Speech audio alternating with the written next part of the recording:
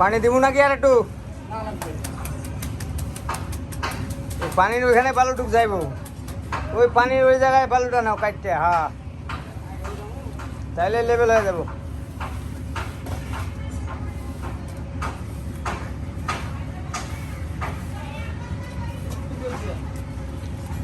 একটু বাড়ি দিয়ে দাও, কাঠটা সোজা করে, সোজা করো কাঠটা, ওই বাবার কাঠটা ঘুরাও। হ্যাঁ,